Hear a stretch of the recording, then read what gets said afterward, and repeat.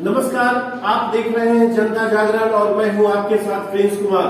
आज जनता जागरण की पूरी टीम ने पूरी मेहनत करके आप लोगों के लिए आज से प्रतिदिन एक डिबेट का शो रखा गया है, जिसमें हर दिन की करंट खबर को आपके बीच एक्सप्लेन की जाएगी।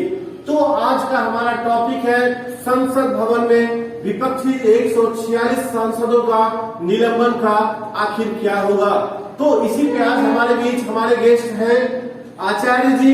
और आचार्य जी, सबसे पहले आपका बहुत बहुत स्वागत है जनता जागरण परिवार में। आप लोग का सभी को धन्यवाद और मेरा प्यार भरा नमस्कार जी। आचार्य जी, आपसे हम थोड़ा सा जानना चाहेंगे कि अभी के समय में जो विपक्षी सांसदों का के ऊपर कार्रवाई की जा रही है, लगभग अभी तक 146 सांसद को निलंबित कर दिया गया है, उस पर आपका क्या विचार है? देखिए, कहा जाता है 256 नियम के तहत अगर किसी भी सांसद के सदस्य अगर किसी भी तरह का बात उलझने ये सब सारी चीजों को अगर करते हैं सांसद के बीच में, या फिर किसी प्रकार का जो एक जातिवाद वगैरह जो ये सब सारी चीजें हैं, ये सब को लेकर अगर किसी प्रकार के अगर आप सांसद भवन में मुद्दा को उठाते हैं तो आपको कानूनी कार्रवाई की जानी चाहिए और वहां से आपको सांसद से आपको निलंबित करना एकदम निश्चित है। लेकिन इसमें एक बड़ा सवाल ये आता है कि क्या लगता है आपको, अगर संसद में सवाल नहीं उठाएंगे तो सवाल उठाएंगे कहाँ? उस पर संशोधन होगा कहाँ? उस पर बहस होगी कहाँ? क्योंकि जगह तो बहस का ही वही है ना, लोकतंत्र की मंदिर कहा जाता है। बिल्कुल बिल्कुल, जैसे वो लोकतंत्र की मंदिर तो कहा जाता है, लेकिन हमारे एक क्षेत्रीय अनुसार ये जाना जाता है कि किसी भी सांसद भवन में जैसे बहुत सारे लोग क्या होते हैं कि वहां पे जाके जोर जबरदस्ती करते हैं। जैसे आप अभी देख रहे हैं बहुत सारे जो हमारे सांसद क्षेत्र को जो निकाला जा रहा है, जो निलंबित किया जा रहा है, उसमें बहुत सारे लोगों को आप देखने को मिल रहा है कि वहां पे जाके बातें विवादें या फिर कोई कानूनी कार्रवाई की जा रही है, उस पर जोर जबरदस्ती से उसको रोका जा रहा है। तो ये सब सारी चीजों से वहां पे ये ट्रू लॉ नहीं है कि उस सांसद में जाकर जहां पे लोगों का एक सहायता करने की बात की जाए, जहां पे लोगों के बारे में एक हर लोग को किस तरह से हम लोग को कोऑपरेट करना है, इस चीज के बारे में अगर बात किया जाए तो वहां पे अगर लेकिन आप कानूनी तौर पे वहां पे जाके किसी को कोई अति दिया जा रहा है, गरीब के बारे में कुछ बोलकर सताया जा रहा है, तो वो सब चीजें वहां पे बिल्कुल गलत है। जो सांसद भवन के अंदर ऐसा नहीं होना चाहिए, क्योंकि आपको लोग जनता लोग आपको चुनकर वहां पे पहुंचाए हैं और उनके साथ किसी भी प्रकार की अगर दुविधा हो तो वो तो सांसद में होना नहीं चाहिए, वो बिल्कुल आगे। देखिए, सबसे बड़ी बात है संसद उसी चीज के लिए बना ही है। और होता क्या है कि पक्ष और विपक्ष दो तरीके का लोकतंत्र का दोनों भाग है। संसद की गरिमा में दोनों में बसती है, और अगर दोनों अपने अपने स्तर से अपनी मर्यादा में रहकर अगर किसी बिंदु पे चर्चा करते हैं, क्योंकि वो लॉ मेकिंग का सेंटर है, किसी भी देश में कौन सा लॉ पारित होनी है नहीं होनी है वो संसद भवन ही तय करती है, और वहां पे दोनों पक्ष के सांसद ही तय करते हैं। तो कहीं ना कहीं ये डिस्कशन तो होना ही चाहिए। लेकिन आपका जो कहने का तात्पर्य है कि किसी भी डिस्कशन को एक शांतिपूर्ण तरीके से प्यार से जो एक संविधान जो एक नियम बनाया है संविधान ने, उस दायरे में रहकर लोगों को डिबेट करनी चाहिए। लेकिन एक सवाल आपसे ये होगा, क्या आपको याद है, आपको क्या लगता है कि अभी से पहले इतने बड़े स्केल पे सांसदों का निलंबन और भी पहले कभी हुआ है क्या? हाँ, एक बार इतने बड़े स्तर पे तो नहीं देखा जा रहा था, लेकिन 1989 की बात किया जाए, जिस समय हमारे सांसद पूर्व प्रधानमंत्री इंदिरा गांधी जी का हत्या हुई थी, उस समय की बात किया जाए तो लगता है कि 72 मेंबर सांसद जो थे वहां से निकासित किए गए थे। उसमें क्या हुआ था कि जो आपके टक्कर कमिश्नर जो थे उनके साथ जो रिपोर्ट के साथ जो संवाद हो रही थी जो एक दूसरे के साथ, उसमें जो है हंगामा बहुत सारे लोग कर रहे थे, जिसकी वजह से वहां से लोगों को निलंबित कर दिया गया था। लेकिन आप देखें, एक तरफ जैसे हम देखते हैं कि अगर 146 सांसद को निलंबित करने के बाद संसद भवन का जो अपोजिशन का क्षेत्र है वो पूरा का पूरा लगभग खाली दिखाई दे रहा है, और इस पे रविशंकर प्रसाद का कल बयान आता है कि ये सांसद विपक्ष का सांसद हाथ जोड़कर आकर कह रहे हैं कि हमें निलंबित कर दीजिए। तो इस पे आपका क्या सोच है, आप क्या सोचते हैं? जैसे देखिए, उनका भी कहना सही है, हाँ। ठीक है, बिकॉज कि वो उस तरह से जैसे जो होना चाहिए आजकल के जो सारे सांसदों में जो जिस चीज के बारे में हम लोग की जैसे कि लोगों का एक मदद हो सकता है, वो चीज उन लोग से नहीं हो पा रहा है। ठीक है, तो अपने आप में ये चाह रहे हैं कि मैं वहां से अगर हट जाऊं, अगर वहां से मैं चले जाऊं तो हमारी जगह पे दूसरे लोग आएंगे और वो हमसे बेहतर कार्य को कर सकते हैं। तो क्या लगता है निलंबन के बाद वो संसद वापस संसद भवन में नहीं आएंगे? लेकिन ये बात आपको ध्यान रखना चाहिए कि ये संसद जो निलंबन हुए हैं ना, निलंबित हुए हैं, वो इस सत्र के लिए निलंबित हुए हैं। अगले सत्र से वो विधिवत अपना काम कर सकते हैं। बिल्कुल, तो ऐसा कोई जरूरी नहीं है, वो अगर आना चाहते हैं तो आ सकते हैं। उसके लिए क्या है कि जो अपनी बातों को रखे हैं, ठीक है, उसकी अपेक्षा अगर वो किसी भी प्रकार का क्षमा प्राप्ति मांगते हैं वहां से कि मुझे इस चीज को जो आज मैंने गलती किया है, क्योंकि उन्होंने अगर किसी प्रकार से वहां से उनको निलंबित किया जा रहा है तो किसी न किसी प्रकार की उन्होंने गलती किया ही होगा। ठीक है, तो अगर वो चाहते हैं कि मैं फिर से इसको बेहतर तरीके से कर सकते हैं तो उसके लिए फिर से वो वापस आना चाहते हैं तो वहां पे क्षमा का रूप में वो अपने लोगों से, जो वहां पे लोग हैं, मेंबरशिप जो वहां के लोग हैं, उनसे क्षमा मांग सकते हैं और फिर वो अपने आप में फिर से वो सत्ता में आ सकते हैं। दूसरी एक सवाल ये भी होगा, आपको अभी अगर वर्तमान परिवेश देखें राजनीतिक गलियारे की पूरे देश की, तो अभी लोकतंत्र का चुनाव, लोकसभा का चुनाव एकदम सिर पे है। बस कुछ ही दिनों में लोकसभा का चुनाव होने वाला है। तो आपको क्या लगता है, पिछले 3 राज्यों का हम परिणाम देखें अगर 2023 के विधानसभा का, कर्नाटक को ले ले, मध्य प्रदेश को ले ले, छत्तीसगढ़ को ले ले, राजस्थान को ले ले, तो तीनों राज्यों में बीजेपी एक तरफ से पूरी बहुमत के साथ सत्ता में आई है। एक तेलंगाना ऐसा सीट रहा जहां पे बीजेपी सत्ता में नहीं आ पाई और एक पूर्वांचल का राज्य रहा, पूर्वोत्तर का राज्य रहा। लेकिन हम ये समझना चाहते हैं, क्या वो तीनों राज्य का परिणाम लोकसभा में बीजेपी के लिए कोई ताकत बन सकती है? बिल्कुल बनेगी ताकत, और जहां तक मुझे लग रहा है कि जिस तरह से अपने बहुमत से सीट को ला रहे हैं हमारे तीनों क्षेत्र में, तो लग रहा है कि मुझे पूरे तरह से विश्वास है कि आने वाले समय में बीजेपी का एक वहां बेस्ट परफॉर्मेंस होगा और जिसकी वजह से वहां की विकास भी बहुत ज्यादा होगी।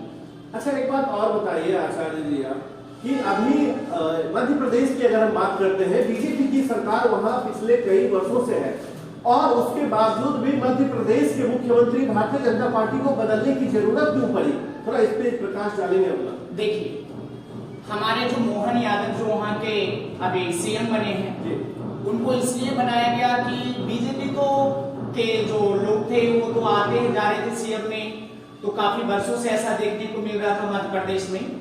लेकिन यहाँ पे थोड़ा सा क्या था कि जो हमारे मोदी जी थे वो थोड़ा सा सोचे कि हमारे कुछ राज्य में कुछ और बदलाव है, तो उनको ऐसा दिखा कि जो मोहन यादव हैं, जो वहाँ के सीएम जिनको बनाया गया है, वो उनको नजर में लग रहा था कि इनसे ये बेस्ट परफॉर्मेंस यहाँ कर सकते हैं और यहाँ आने वाले समय में यहाँ के जो विकास की जो जरिया है इसको और बहुत ज्यादा बढ़ा सकते हैं। तो जिसके लिए वो अपने चेहरा को चिन्हित किए थे उनपे और वहाँ का सीएम को चेक करने का प्रस्ताव रखा। आपको ऐसा नहीं लगता है कि मोहन यादव को लाकर कहीं वो यादव के जातीय समीकरण को साधने का प्रयास तो नहीं कर रही है बीजेपी? नहीं, ऐसा कुछ नहीं है। वो जातीय एजेंडा पे बात तो नहीं उतने अच्छे तरीके से करते हैं, लेकिन जहाँ तक मुझे लगता है कि वो विकास की सिलसिला को देखते हुए उनको बनाया गया है ताकि वो विकास की परफॉर्मेंस को और ज्यादा बेहतर तरीके से वहाँ पे सुचारू ढंग से वो आगे की तरफ बढ़ा सके। लेकिन आपको ऐसा क्यों लगता है कि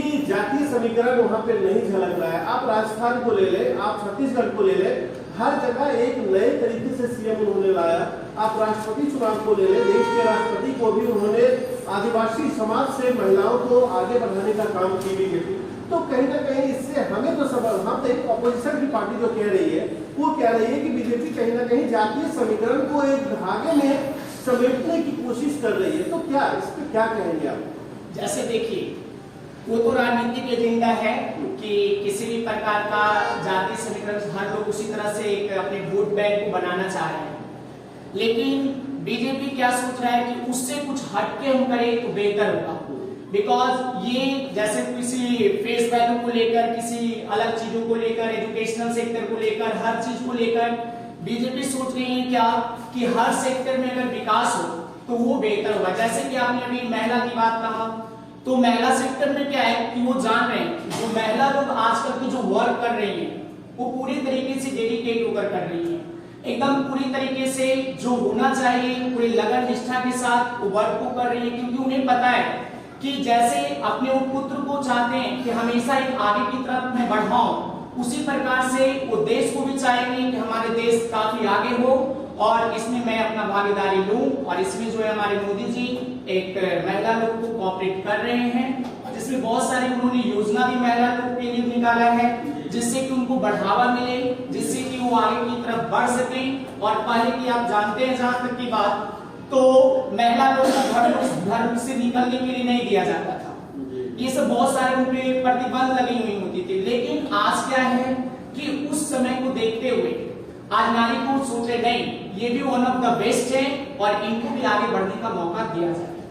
लेकिन एक सवाल और हुआ आपसे आचार्य जी, आप ये बताइए, अभी की जो वर्तमान हालात दिख रही है, एक तरफ एनडीए गठबंधन, दूसरे तरफ इंडिया गठबंधन, दोनों के बीच का क्या समीकरण दिख रहा है? लोकसभा चुनाव एकदम सर पे है, आप भी देख रहे हैं, सारी पार्टियां तैयारियों में, चुनाव की तैयारियों में एकदम दमखम लगा रखी है।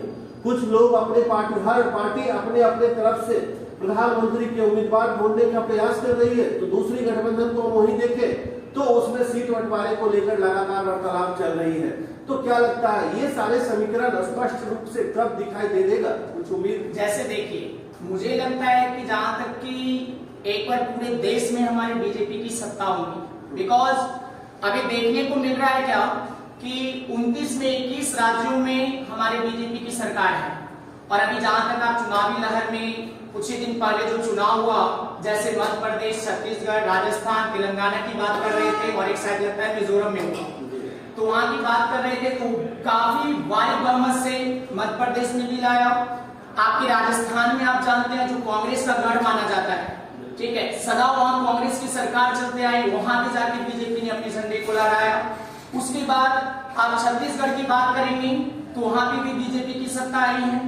और आपका एक तेलंगाना में थोड़ा सा किसी प्रकार का चूक हुआ है, किसी प्रकार का कांग्रेस के जो नेता हमारे हैं उनके द्वारा किसी प्रकार के वहां की जनता को किसी कुछ मुआवजा वगैरह ये सब सारी चीजों को देकर वहां से उनकी वोट को ले लिया गया। नहीं तो आज हमारे तेलंगाना में भी बीजेपी की ही सरकार होगी।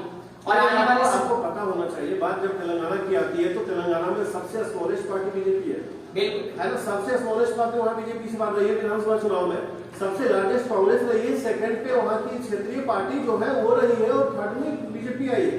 तो बीजेपी की तो कहीं वहाँ पे बहुत ज्यादा बच्चों से दिख ही नहीं रहा था। दूसरी चीज, बात जहां तक बात लोकसभा की है तो हम भी इस बात को से सहमत है। बात बाकी हम जनता पे छोड़ते हैं, पब्लिक क्या सोचती है, पब्लिक क्या करना चाहती है, वो सारे जनता तय करेगी। लेकिन एक और आखिरी सवाल आपसे होगा आचार्य जी, आप ये बताएं कि वर्तमान परिप्रेक्ष्य को देखते हुए बिहार में अगर हम बात करें तो 40 लोकसभा सीटों में कितने सीट एनडीए के पाले में जाने की संभावनाएं दिख रही है आपको? देखिए, यहाँ पे जैसा मुझे लगता है कि यहाँ पे गठबंधन की सरकार है और थोड़ा सा बीजेपी के लिए बिहार में थोड़ा सा समस्याएं हैं। लेकिन मैं तो यही कहूंगा कि अगर बीजेपी यहाँ के लोगों में कोशिश करे, जिस तरह से अभी आप लोग देख रहे हैं राज्य सरकार की जो सरकार हमारी चल रही है और जिसमें जदयू वगैरह जो ये गठबंधन के साथ हैं, तो जिस तरह से अपने अभी सत्ता में यहाँ पे आए हुए हैं, ठीक है, अगर बीजेपी अभी भी चाहे कि इनसे हटकर कुछ ज्यादा मैं यहाँ के लिए कर सकता हूँ, तो अभी भी बिहार में बीजेपी आ सकते हैं, उसको कोई नहीं रोक सकते। हम बात लोकसभा की कर रहे हैं, विधानसभा तो बहुत आगे की चीजें हैं, अगले वर्ष 25 में होनी है। बिल्कुल, फिलहाल हम लोकसभा की बात कर रहे हैं, तो लोकसभा एनडीए गठबंधन को कहाँ तक संभावनाएं है सीटें मिलने की? आपको क्या लगता है 40 में कहाँ तक पहुंच पाएगा? 40 में तो कम से कम लगता है कि 35 से 37 सीट प्लस लाएंगे। अच्छा, देखिए कहीं ना कहीं इनका व्यक्तिगत अनुभव है और ये काफी डाटा रिसर्च भी करते हैं, लगातार ये पॉलिटिकल पार्ट को हमेशा देखते रहते हैं और अपना एनालिसिस भी कहीं ना कहीं हर जगह शेयर करते रहते हैं। तो सब चीज अगर मिला जुला कर देखें तो आचार्य जी के द्वारा 2024 में एक बार पुनः देश में बीजेपी की सरकार बनने की संभावनाएं दिख रही है। आगे देखना होगा कि देश की जनता क्या चाहती है, क्योंकि लोकतंत्र की मंदिर में, लोकतांत्रिक व्यवस्था में सबका निर्णायक देश की जनता होती है और देश की जनता जिन्हें चाहेगी वो सत्ता में आएंगे, वो सरकार चलाएंगे और देश के लिए, आगे के लिए काम करेंगे। तो अब मैं इसी सवाल के साथ इस शो को भी हम यहीं पे आज के लिए समापन की ओर ले जाएंगे। तो कहीं ना कहीं इस पे आप सभी दर्शकों से भी मैं पूछना चाहूंगा, आप सभी के मन में क्या है, आप सब लोग क्या सोचते हैं, आप भी कमेंट करके मुझे जरूर बताएं, ताकि हमें इस शो को और बेहतर बनाने में आसानी हो सके। तो आप सभी लोग देखते रहें जनता जागरण और पूरी टीम को। मैं हूं आपके साथ प्रिंस कुमार। नमस्कार।